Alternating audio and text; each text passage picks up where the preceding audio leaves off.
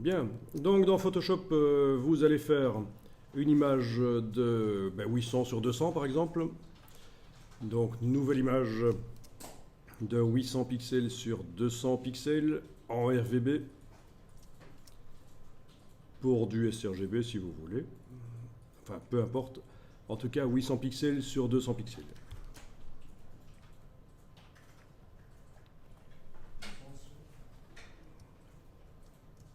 Bon, je vais rapidement aller chercher sur le web l'image d'une balle de tennis.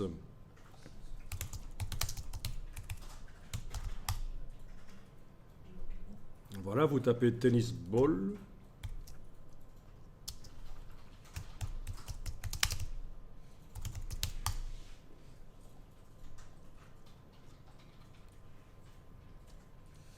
Ok.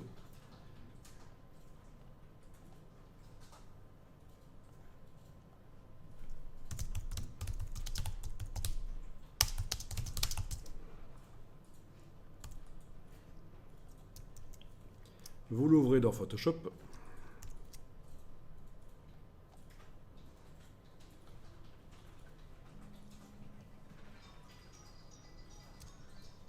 Et vous allez rapidement supprimer le fond blanc d'une manière ou d'une autre.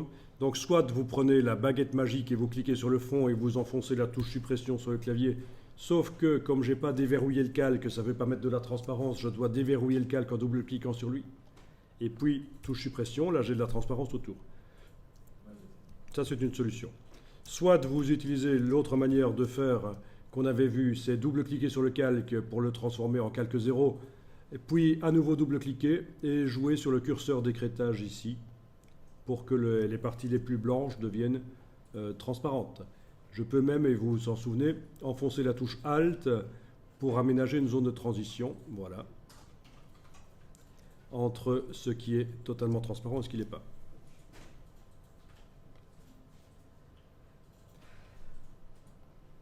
Mais il faut se souvenir qu'en faisant ça, j'ai juste modifié la visibilité des pixels blancs. C'est juste la visibilité des pixels blancs que j'ai modifié. Ben oui, une balle jaune, elle est fort claire, donc ça marche pas trop bien. Ok, regardez ça. Ouais, ça va mieux marcher avec référence sur bleu. Ok. Donc j'ai juste modifié la visibilité et vous connaissiez l'astuce. Et si je veux réellement rendre le blanc que j'ai écrété, le rendre transparent, il faut que je fusionne ce calque avec un autre. Donc n'importe quel autre. Je crée un calque et je fusionne ces deux calques ensemble. Donc fusionner avec le calque inférieur. Et voilà, c'est vraiment de la transparence autour de la balle. Donc d'une manière ou d'une autre, vous avez fait de la transparence autour. La deuxième manière que je viens de faire est un peu plus complexe. Mais quand vous aurez affaire à un objet à bord flou, ce sera mieux que la baguette magique. Hein. Donc c'est pour ça que c'est intéressant le petit rappel ici.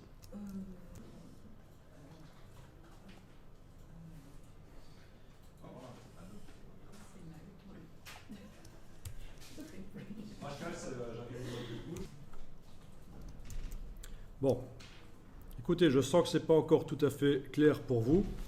Donc, voyons un peu si on a des balles floues ici.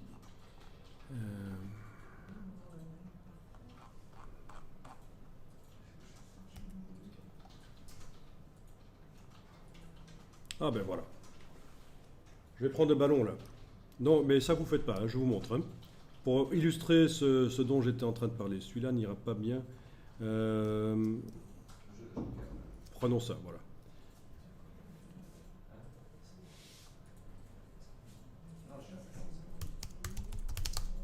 Exemple d'écrêtage sur du flou. Voilà. Exemple d'écrêtage sur du flou. Donc c'est juste pour que tout le monde comprenne bien ce que j'ai expliqué. Et puis on passe à la suite. J'ai du flou là, l'ombre, on est d'accord. Si je prends la baguette magique et que je clique sur le fond et que j'enfonce la touche suppression après avoir déverrouillé le calque, hein, sinon faire la transparence ne sera pas possible. Hein. Je vais double-cliquer sur le calque pour le déverrouiller, il est devenu calque 0, j'ai ma sélection, j'enfonce la touche suppression. Voilà, génial. Bah génial, sauf que c'est pourri quoi. C'est pas bon donc. Donc, je reviens à la version précédente de mon image, fichier version précédente, et je vais double-cliquer sur le calque d'arrière-plan pour le transformer en calque 0, donc pour pouvoir modifier la transparence de l'arrière-plan. Je double-clique à nouveau et je vais écrêter avec le curseur. Voilà. Et je vais aménager une zone de transition en séparant en deux le curseur avec la touche Alt. Voilà. Et c'est là que je vais pouvoir avoir une ombre avec, évidemment, c'est pas si génial que ça ici, mais enfin en tout cas avec du flou sur l'ombre. Ok. Et puis, on sait bien, et je le répète rapidement, je duplique le calque. Sur le duplicata, je remets les curseurs en place. J'ajoute un masque de fusion qui... Donc, je disais, sur le duplicata, je remets les curseurs en place. Donc, tout réapparaît. J'ajoute un masque de fusion qui masque tout. Et je dessine en blanc aux endroits où des trous ont été créés. C'est une technique qu'on a vue et qui est vraiment très intéressante. Je me permets de réinsister dessus, en fait. Et voilà, donc...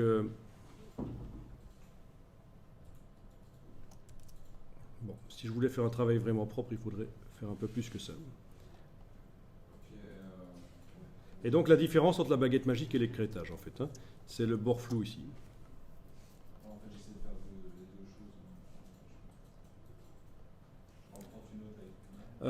Ah oui, et j'ai oublié que si je veux vraiment juger de la qualité, il faut que je mette un calque blanc en dessous, parce que sur la transparence, on ne sait pas voir ce que ça donne. Voilà. Ok. Un calque blanc ou d'une autre couleur d'ailleurs. Ah, excusez-moi. Demain, c'est possible qu'on en a vu beaucoup, donc peut-être c'était assez...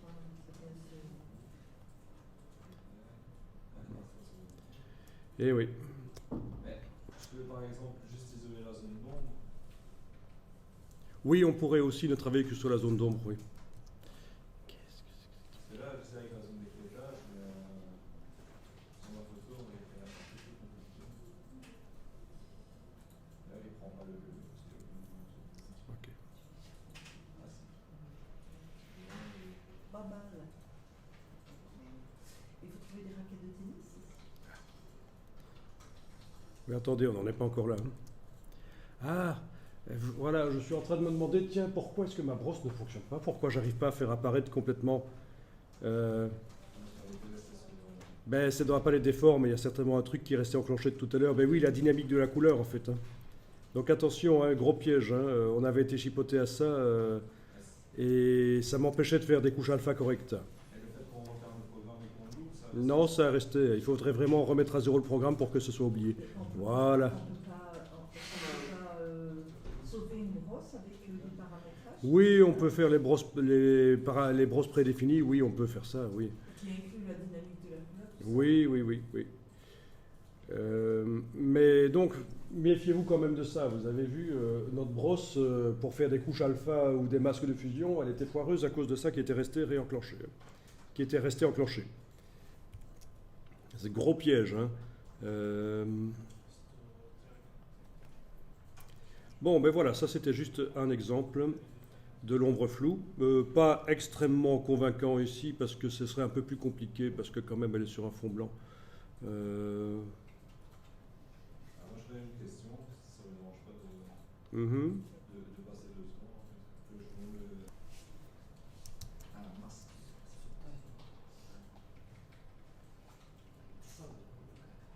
Ah, ouais, c'est peut-être.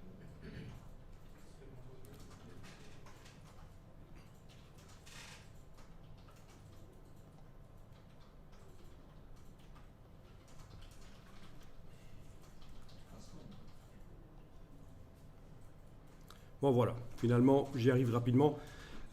C'était donc pour vous faire comprendre la différence entre la baguette magique et le système d'écrêtage. Quand on a affaire à des bords flous, l'écrêtage sera mieux. Je reviens à ma première balle ici et je vais la déplacer vers mon image blanche là qui est derrière.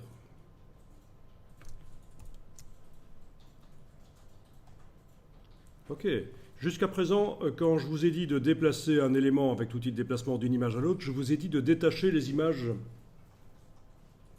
pour en avoir deux et déplacer facilement. Il y a une solution qui existe, qu'on peut voir maintenant. Avec l'outil de déplacement, je vous montre. Je prends l'élément ici, je l'amène sur l'onglet de l'autre image. L'autre image apparaît en premier plan, et ce n'est pas tout. Pour que ça marche, il faut que je descende sur l'autre image. Voilà. OK ?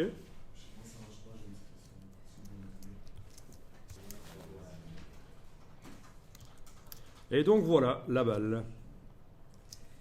Ok, je vais la réduire sans la transformer en objet dynamique. On va dire que c'est bon comme ça. Voilà. Et je vais la mettre à gauche. Là.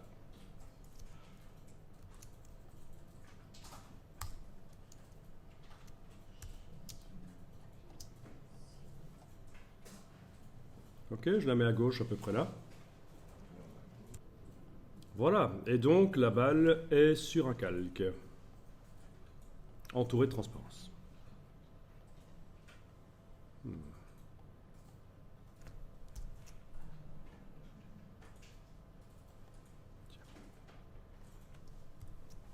Tiens, finalement...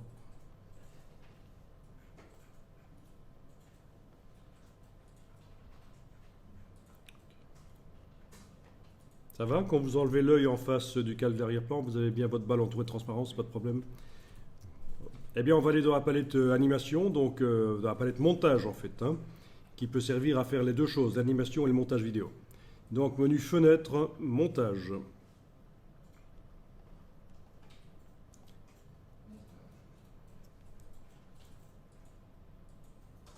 Et alors, vous avez un menu là au milieu qui vous demande ce que vous voulez faire. Vous avez le choix entre créer un montage vidéo ou une animation d'image. Nous, on va créer une animation d'image. Donc, vous cliquez sur le bouton « Créer une animation d'image ».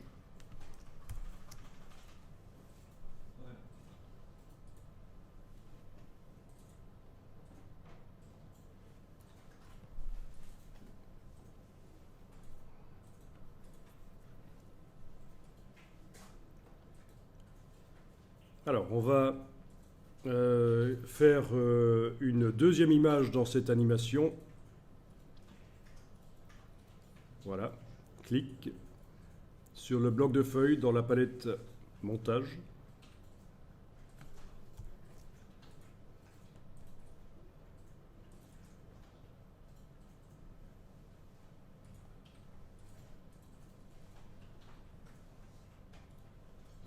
Ok. Ça a été? Pas de problème. À partir de là, dans le menu de la palette montage, vous avez trajectoire qui est accessible. Trajectoire. Et vous allez dire que vous ajoutez... on peut ajouter 5 images. Voilà. Donc en fait, on a 7 images en tout. La première, la deuxième qui est devenue la dernière. Et entre les deux, on a mis 5 images. Donc, j'ai cliqué une première fois pour avoir une deuxième image dans mon animation. Puis, je suis allé dans le menu de la palette animation, de la palette montage, là, et j'ai demandé trajectoire et j'ai pris ce qui était proposé, 5 images. Voilà. Bien. Donc, vous allez vous mettre sur l'image 7, ça devrait déjà être le cas. Et dans l'image 7, vous allez déplacer la balle de l'autre côté, voilà. Et donc on le voit ici. Hein. Image 1, elle est à gauche. Image 7, elle est à droite. Image 6, 5, 4, 3, 2, elle est restée en place comme dans la 1. Si vous jouez l'animation, vous allez voir que elle passe directement à droite. Il n'y a pas d'intermédiaire. Elle reste en place pendant quelques temps à gauche et puis directement elle passe à droite. Et donc il faudrait que ça interpole, il faudrait que entre la 1 et la 7, les images 2, 3, 4, 5, 6, la balle change de position. Je vais activer toutes les images du montage avec la touche majuscule. et je vais cliquer sur cette icône ci, trajectoire des images animées. Et là, ça a fait l'interpolation. Vous voyez que dans les images 2, 3, 4, 5, 6, la balle n'est pas au même endroit. Quand je joue, voilà, elle passe de gauche à droite en cette image. Donc c'est ça l'astuce. Il faut activer avec la touche majuscule toutes les images et cliquer sur cette icône ici. Trajectoire des images animées. Et ça calcule l'interpolation. Et on peut en faire une raquette là maintenant, c'est ça? Les raquettes sont. Bien. Des fois, j'ai pas. Alors, vous voyez que la vitesse peut être modifiée, parce que là, ça va très vite. On peut aller changer la vitesse ici. 0,2 secondes, 0,5, blabla. Et vous pouvez le faire sur toutes les images d'un coup, en les activant toutes et en demandant ici la vitesse 0,2 par exemple. Voilà. Et donc, la trajectoire va être plus lente. Peut-être un peu trop lente. Je vais mettre à 0,1.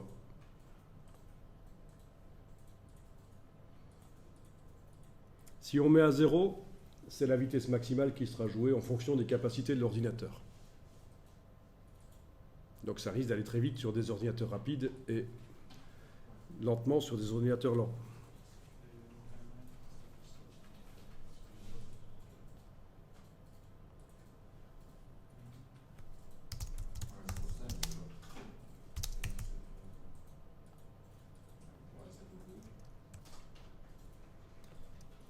Ok, pour que la balle monte, je vais aller jouer sur l'image du milieu, la 4, et je vais déplacer la balle au-dessus.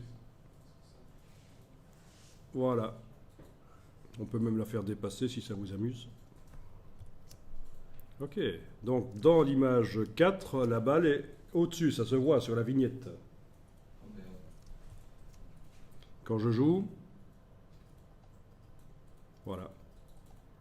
Elle a une trajectoire horizontale, sauf qu'au milieu, elle sautille.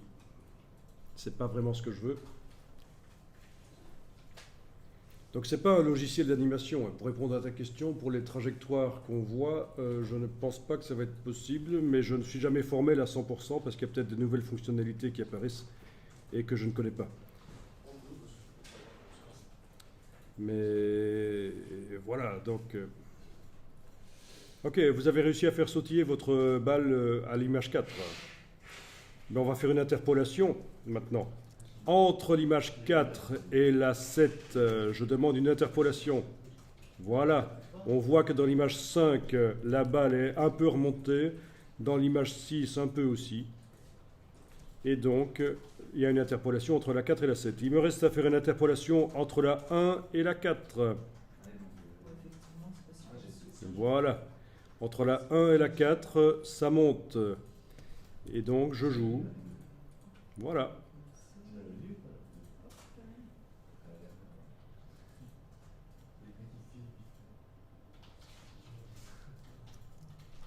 Donc ça, c'est faire une animation en s'aidant de Photoshop qui fait l'interpolation.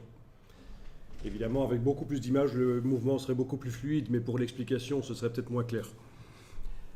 Il y a une autre manière de faire des animations qu'on fera après, c'est vraiment image par image, positionner manuellement les éléments. C'est peut-être un peu plus facile parfois. Donc si vous voulez faire de l'animation plus sérieuse, vous allez vers Adobe Edge, vous connaissez ? Adobe Edge Animate. C'est un logiciel de la gamme Adobe qui permet donc de faire de l'animation grâce au CSS3. Toutes les fonctions CSS3, vous allez pouvoir les animer de manière... C'est quoi la différence Avec avec Muse? Muse, c'est pour faire des sites web plutôt. Et Edge Animate, c'est pour faire des animations web en HTML5. Donc le but n'est pas de faire des sites, mais de faire des animations en fait. Muse, c'est l'équivalent de Dreamweaver, c'est quoi? Non, Muse n'est pas l'équivalent de Dreamweaver. Muse, c'est pour faire du site web sans devoir toucher au code. Dreamweaver, c'est tout l'inverse, on doit toucher au code.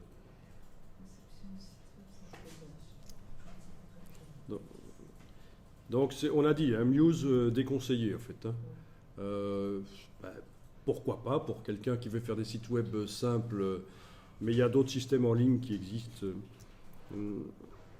Donc Edge Animate permet aux designers de créer des animations HTML interactives pour le web, la publication numérique ou les publicités riches médias pour les appareils mobiles et de bureau. Donc c'est multiplateforme, responsive, comme on le voit ici.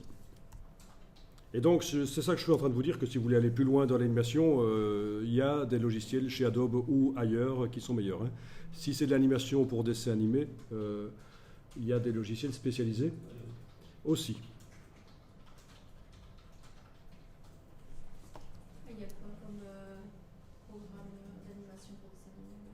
Alors pour dessins animés, on a ici un spécialiste, je crois, qui pourra vous aider. Sinon, il y a Toon Boom, mais si j'en oublie un... C'est Toon Boom, c'est ça? Ou Boom? Voilà. Ça, c'est pour ceux qui veulent faire du dessin animé. C'est quand même un peu coûteux, non? Combien? C'est quand même spécialisé. Oui. D'accord. Il y a TV Paint, produit français,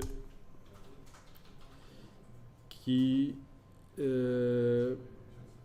est Pixel, donc, et l'autre vectoriel, Toon Boom. Mais bon. Ah bah oui, bah écoutez, ouais. Donc à peu près combien? Oui, pour la version complète Pro, 1200 $, hein, pour Toon Boom. Et TV Paint, les prix c'est boutique. C'est la version studio, ça. Ah oui, des prix différents par pays, c'est toujours agréable. Ah non, ça c'est pour les écoles. 1500 hors TVA. Bon, on parle de logiciels spécialisés. En fait, c'est logique. Il y a peu de gens qui les achètent, donc ils sont chers. Sinon, vous avez Flash, qui, depuis la version CC, est passé en HTML5. Donc, ce n'est plus de l'ActionScript. La programmation est HTML5 aussi. Bon, alors on revient ici. Vous avez réussi à faire votre trajectoire montante et descendante. Vous comprenez à peu près le principe. Eh bien, on va faire le retour maintenant. N'oubliez pas d'enregistrer de temps en temps votre fichier. On va faire le retour, c'est-à-dire que la balle arrivée à droite va retourner à gauche. Et pour ça, je vais faire une sélection sur toutes les images, clic, majuscule, clic, et demander dans le menu de la palette montage de faire une copie. Copier les images.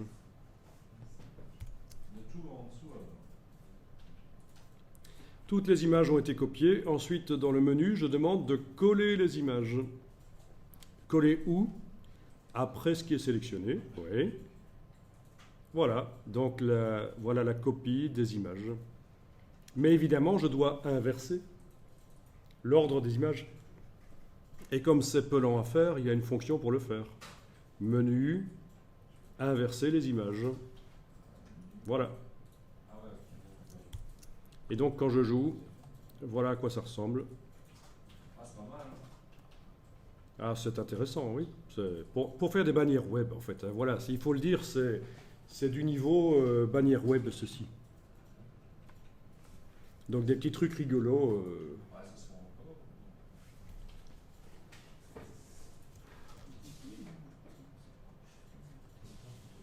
Mais l'intérêt de recommencer, si on a trop de difficultés, Ok. Alors, ici, je vais demander que ça joue en permanence. Donc, je vais demander à la place de une fois, je vais demander toujours. Hmm. avec le tracé. Ok.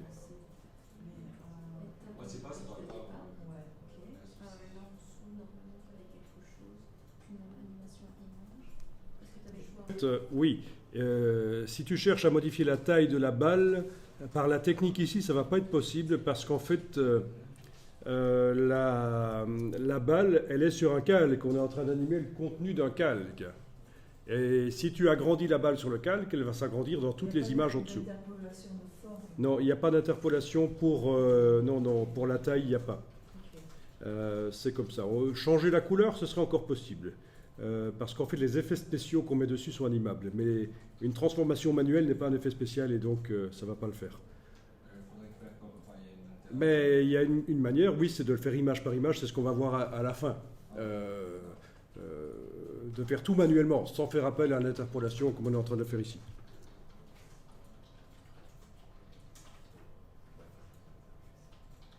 Bon, ah oui, donc j'ai mis toujours, et là maintenant quand je joue, on voit que ça va de gauche à droite. Ah oui, tu dois faire l'interpolation. À chaque fois que tu le changes, tu dois faire une interpolation. Ouais, c'est.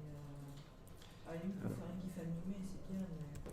Alors, est-ce que vous remarquez que une fois qu'elle arrive au bout, elle s'arrête un peu en fait? Bon, si ça vous gêne, si vous voulez qu'elle bouge en permanence et qu'elle ne s'arrête pas, ben, il faut supprimer des images en fait. Le problème est ici en fait. Là. On a deux images identiques. Ok?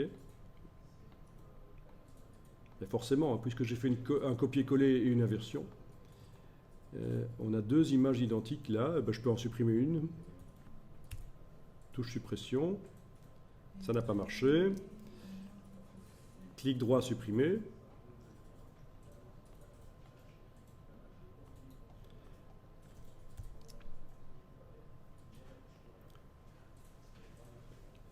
Ok, je vais cliquer sur la corbeille parce qu'en fait, oui, clic droit, supprimer, ça le coche en supprimer, mais voilà. Il faut vraiment cliquer sur la corbeille en bas, supprimer une image, oui. Et à partir de là, il n'y aura plus d'arrêt. Il n'y a pas deux images identiques qui se suivent. Voilà. Bon, j'ai encore un arrêt au début. Tout ça parce que la première image est identique à la dernière. Ben, logique, encore une fois. Hein. Donc je supprime la dernière. Je sélectionne la dernière, je clique sur supprimer, voilà. Et là, ça va bouger sans arrêt.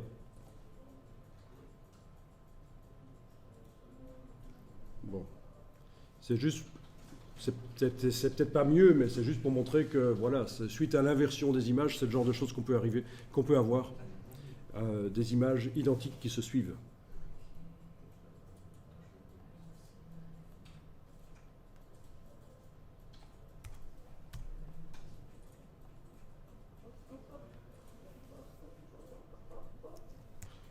Je suis tombé ici sur un panneau pour faire l'onion skin dans Photoshop CC.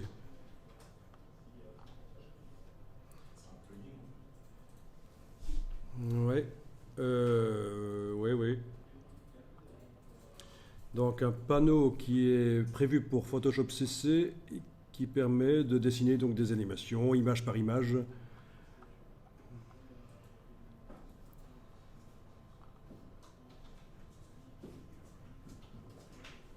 Donc je commence à subodorer que le Onion Skin n'existe plus dans CC. C6, oui, mais CC... Oui. Ils ont enlevé la pelure d'oignon dans Photoshop CC.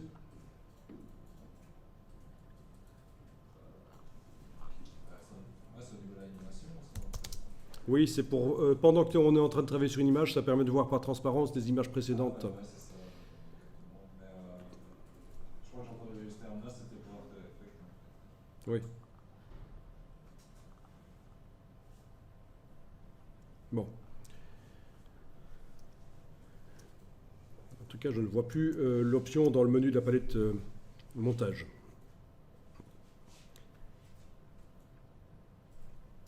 Ok, on va aller chercher l'image de raquette.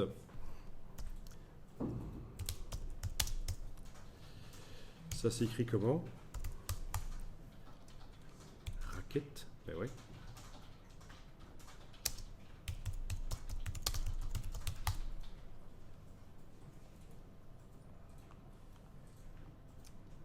Ok.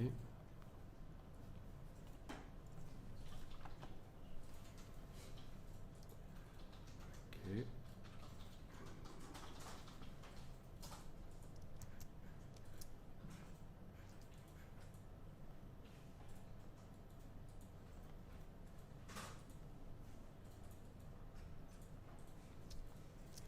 Bien, je vais supprimer donc ce qui est blanc là-dedans. À la baguette magique, c'est possible de le faire peut-être, mais ça va pas être très propre, mais enfin, je vais quand même essayer. Je double-clique sur le calque d'arrière-plan et je clique sur le fond. Et puis, avec la touche majuscule, je vais devoir cliquer pendant 15 minutes sur chaque petit carré. Non, je rigole. Il y a une option dans la baguette magique. Il faut décocher l'option pixel contigu avec la baguette magique. Et alors, ça va vous sélectionner le blanc partout où il se trouve dans l'image. Je clique, ça désélectionne, je reclique, ça resélectionne, mais avec tous les petits trous qui ont été sélectionnés. Donc c'est l'option pixel contigu de la baguette magique qui vous permet de sélectionner toutes les couleurs identiques dans l'image, même si elles se trouvent séparées par d'autres choses. Touche suppression sur le clavier, je désélectionne, et voilà, j'ai ma raquette. Bien. Dans de la transparence. Bon, donc cette raquette, je vais la déplacer vers mon animation. Ça va devenir un calque.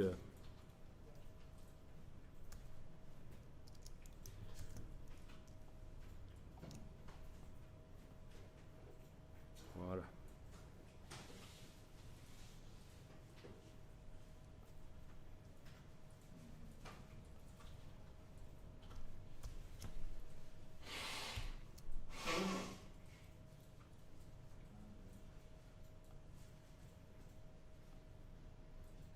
Ah oui, il faudrait qu'elle soit sous la balle en fait pour bien faire. Hein. Bah, quoique bon, c'est vous qui voyez. Donc je déplace le calque de la raquette sous la balle et voilà. Comme ça, la balle vient percuter la raquette et on le voit bien. L'empilement des calques.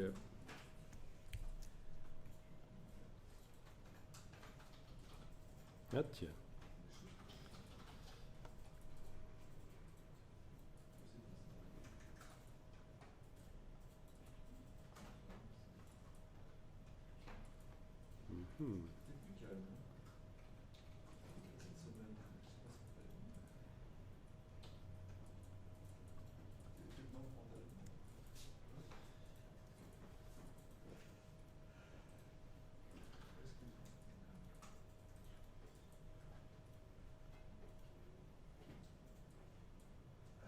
Waouh, c'est malin ça.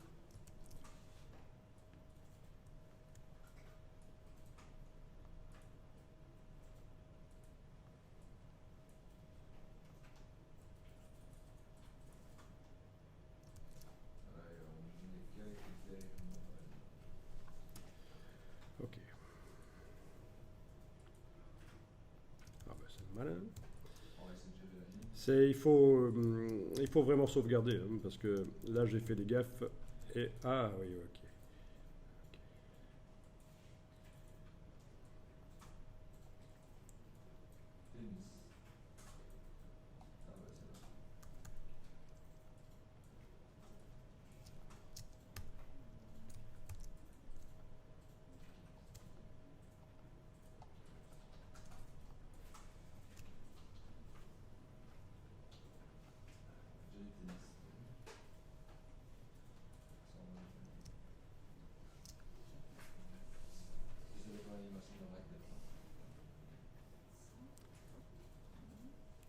Ok, alors on va commencer l'animation de la raquette. Donc il y a deux manières de le faire avec la marionnette et sans la marionnette. Ben écoutez, on va voir, on va faire la manière manuelle, complètement manuelle. Donc voilà la raquette à la première image, voilà à quoi elle ressemble. On est d'accord? Vous arrivez à faire ça, la mettre positionnée sous la balle à la première image? Pas de problème? Bien. Donc, je vais devoir faire pivoter la raquette à la deuxième image, hein, comme si elle s'éloignait de la balle après avoir tapé dedans. Et pour faire ça, je vais dupliquer le calque de la raquette. Je prends le calque de raquette, je duplique.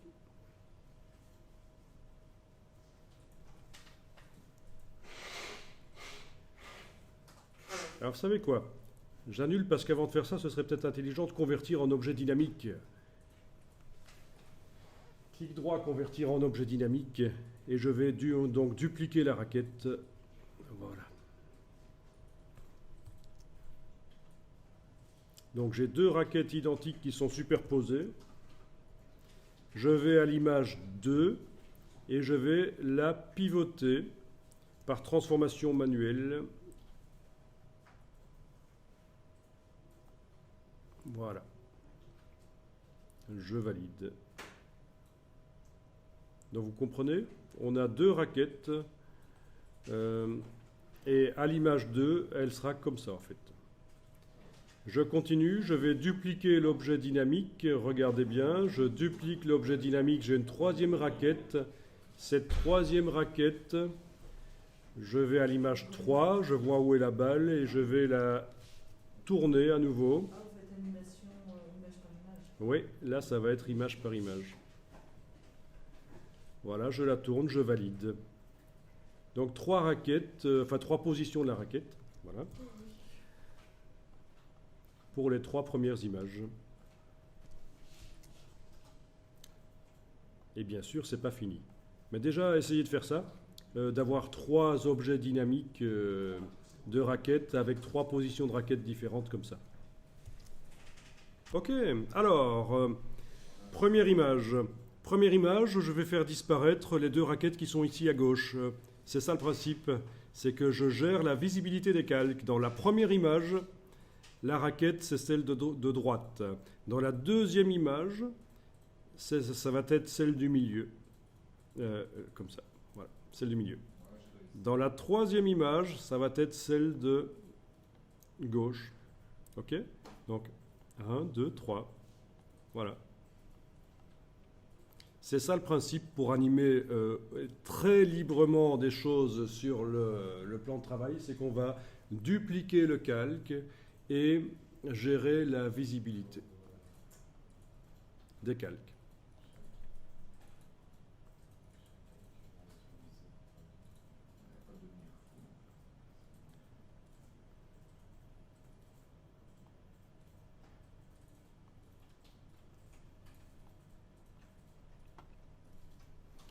Et là, si tu voulais faire en sorte qu'une des raquettes soit plus grande, il n'y a aucun problème. Hein. Ou plus petite. Puisque chaque calque est indépendant, on peut faire ce qu'on veut dessus. Chaque fois qu'il faut faire un mouvement, il faut faire un calque. Une copie, c'est ça? Oui, si c'est par la méthode manuelle, on gère la visibilité des calques. Mais c'est vrai que c'est un peu chipot, mais l'avantage c'est qu'on est vraiment libre de faire ce qu'on veut. Je pourrais changer la couleur de la raquette en cours de route. Oui, mais ça on pouvait déjà le faire par l'autre système sur la balle. On n'a pas fait d'ailleurs. On n'a pas fait l'ombre sur la balle. Mais... Ok.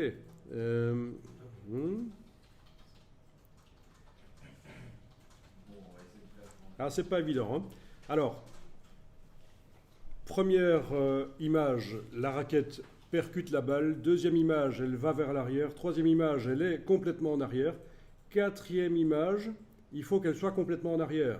Et toutes les images suivantes aussi. Donc je les active toutes, de la 4 à la 12, et je dis que c'est la raquette vue en arrière qui doit être visible à cet endroit-là. Donc je gère la visibilité des calques. Donc première image, la raquette percute. Deuxième image, elle revient en arrière. Troisième image, elle est en arrière complètement.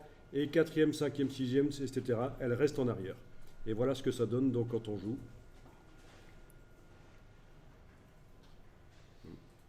Voilà. D'accord ?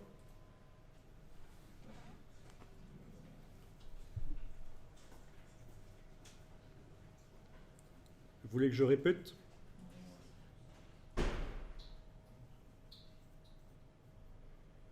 Si quelqu'un est totalement perdu, je lui envoie mon fichier.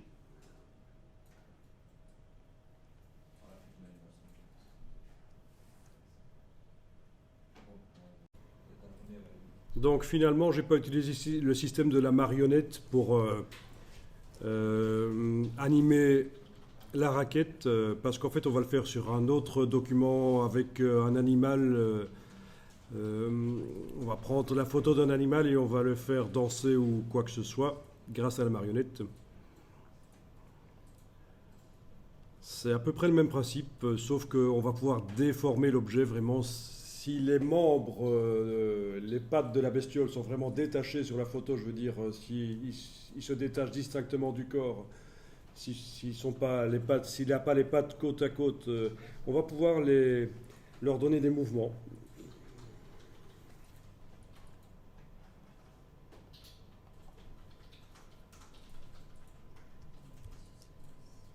Bien. Alors, souvenez que c'est un objet, vous vous souvenez que c'est un objet dynamique. Ça veut dire que si je double-clique sur l'objet dynamique, il s'ouvre dans une fenêtre à part et je vais pouvoir faire ce que je veux dessus, notamment changer la couleur.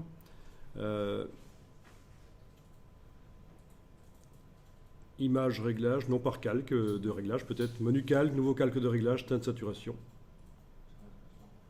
Voilà.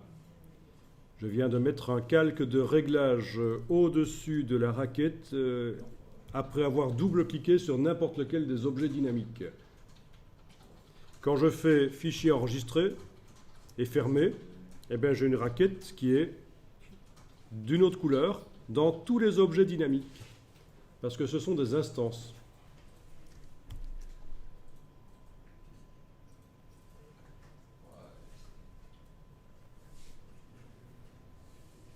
Voilà. Et c'est très libre, hein. Je redouble-clique sur l'objet dynamique. Je vais éventuellement agrandir un peu, bien que ça risque de foirer un peu l'animation, mais on va voir. Propriété de l'objet, là. Directement Non, non. Propriété, c'est parce que j'ai ajouté un calque de réglage de type teinte saturation dans l'objet dynamique. Je pensais que vous modifiez directement la. Bah oui, voilà, c'est comme ça. Oui, je double-clique sur l'objet dynamique et il s'ouvre. Ok, là je vais mettre... Ben oui, c'est l'intérêt, c'est qu'il peut être reproduit sur plein de calques différents, cet objet dynamique dans l'animation. En modifiant un, ça me les modifie tous. Ouais. Voilà, et là je vais mettre des petites animations. Évidemment sur un fond blanc, ça ne se verra pas. Je vais aller changer ça. Ok. Voilà. J'enregistre, je ferme, et voilà. C'est du n'importe quoi, mais enfin, vous voyez que techniquement, on peut aller modifier le contenu de l'objet dynamique.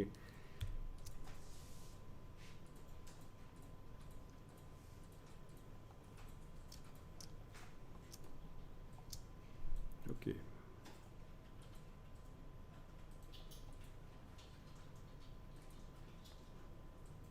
Alors.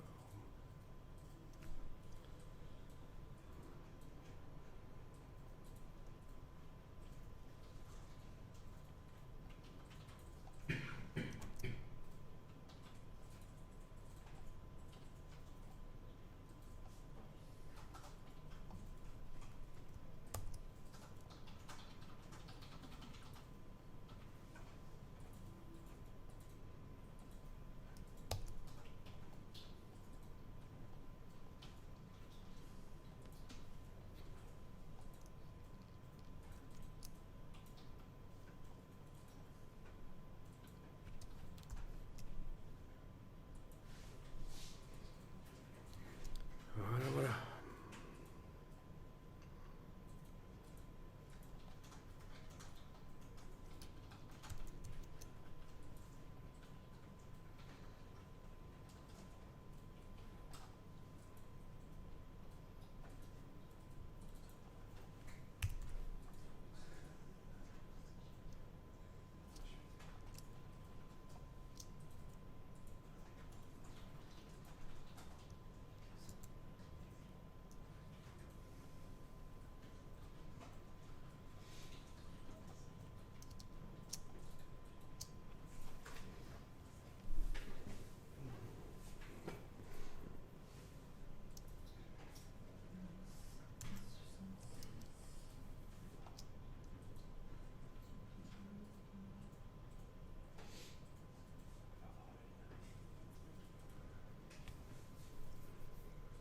Voilà, et quelque chose qu'on n'avait pas fait et que j'avais montré, c'est changer les effets spéciaux sur la balle en fait.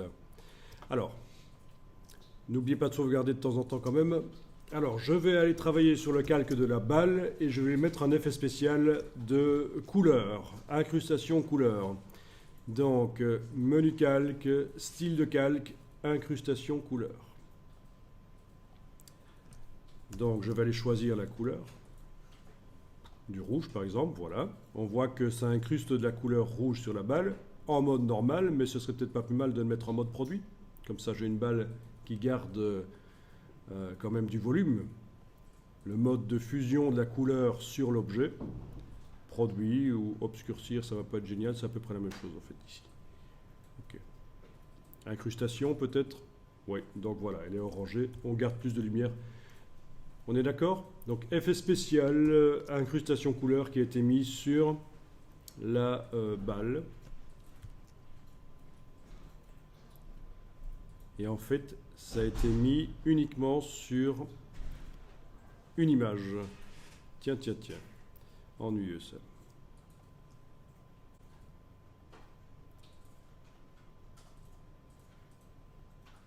Et oui, en fait, il eût fallu que je sélectionne toutes les images. C'est pas grave. Je vais faire un style graphique avec ça. Donc dans la palette des styles, je vais aller créer un style en cliquant sur le bloc de feuilles.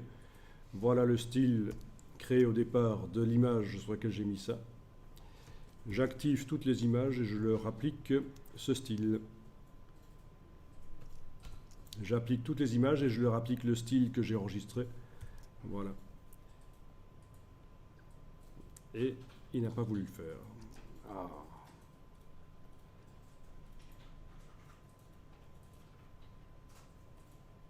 Il va falloir que je les fasse une par une. Enfin.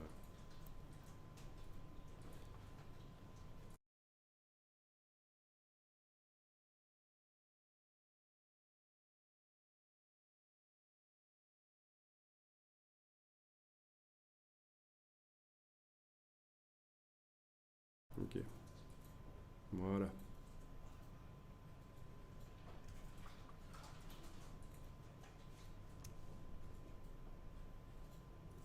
Bon, mais cette fois-ci, je ne vais pas faire l'erreur. Je vais activer toutes les images et je vais aller ajouter dans les effets spéciaux une ombre.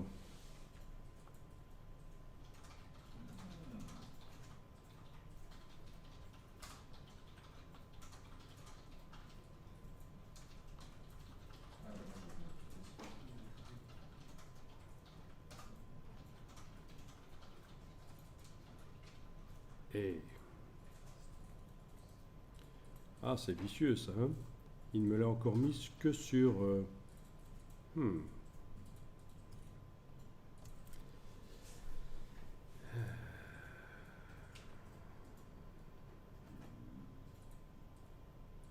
Ah, ok, c'est super vicieux. Au moment où j'ai appliqué, même en ayant sélectionné toutes les images, hein, j'ai mis une ombre portée et donc il me le mettait que sur la première image. Il a suffi que j'aille désactiver l'ombre, l'œil en face et le remettre et ça s'est mis sur toutes les images. Eh oui. Ouais, c'est pas trop. Ben oui, c'est un peu bricot. Hein. Ouais. Donc l'image où la balle est le plus en haut, la première image où l'image où la balle est le plus en haut, je vais aller modifier l'effet d'incrustation. Donc à la place d'une incrustation en rouge, ça va être une incrustation en vert. Voilà, la balle devient verte là au-dessus. Ok. Et pour que le changement de couleur soit progressif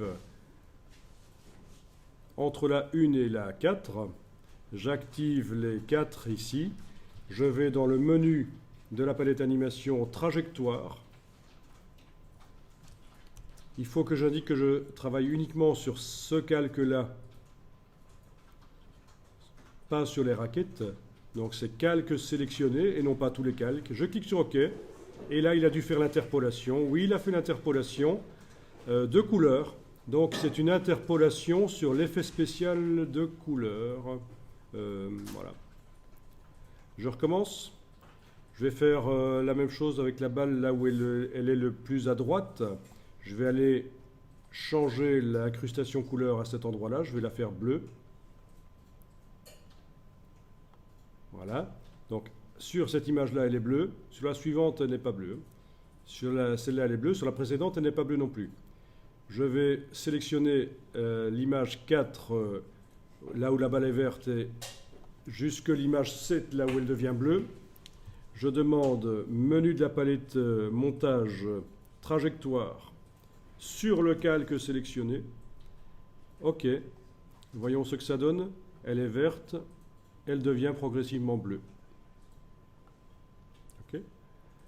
Donc j'ai refait une interpolation, mais qui tient maintenant compte des effets spéciaux. Même chose si je voulais éloigner l'ombre. Je pourrais éloigner l'ombre. Alors c'est un peu chipot, c'est vrai. Mais techniquement, ça marche pour des choses simples, ça peut être bien. Ok, je vais quand même continuer le boulot ici. Voilà. Entre la bleue et la balle la plus haute, je vais faire une interpolation. Donc elle va redevenir orangée. Menu de la palette trajectoire.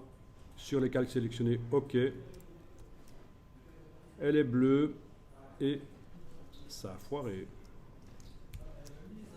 D'où l'intérêt de sauvegarder. Pourquoi il ne m'a pas fait Et capricieux, Oui, ben c'est pas si évident que ça. Hein. Ok. Ah, ça marche là. Ok. Je sais pas ce qu'il a fait là, mais ça a foiré. Donc elle est bleue et progressivement elle redevient orangée. Bon, donc voyons un peu ça. Ok, vous voyez, elle passe de orangé à vert, puis elle devient bleue à droite et elle redevient orangée au-dessus. Bon, donc animation des effets spéciaux aussi. Je pense qu'on est allé au bout du processus ici pour l'animation avec l'interpolation et que la suite, c'est l'autre manière de faire les animations avec les marionnettes, avec plein de calques, en gérant l'apparition des calques. Donc, on fait la pause et puis je vous explique éventuellement ce système de la marionnette. Alors, il faut aussi savoir que la palette animation, la palette montage, là, sert pour la vidéo. Et ça, c'est intéressant. Tout ce que vous savez faire sur des images 2D fixes dans Photoshop, vous allez pouvoir le faire sur de la vidéo. Donc les calques de réglage, tout, ça peut être très intéressant pour donner un look à une vidéo. L'accentuation des détails, enlever le grain, bon. Et c'est quoi? C'est quand même mieux Adobe Premiere, non? Oui, et donc, en effet, c'est pour ceux qui ne veulent pas apprendre un autre logiciel de montage plus complexe, comme Adobe Premiere. Ceux qui veulent faire de la vidéo et qui n'ont pas envie d'apprendre un logiciel de montage, ils peuvent le faire directement. En 5-10 minutes, vous saurez faire la vidéo dans Photoshop. Y compris recadrer, laisser tomber une partie de la vidéo et faire du recadrage, faire du fondu entre les séquences.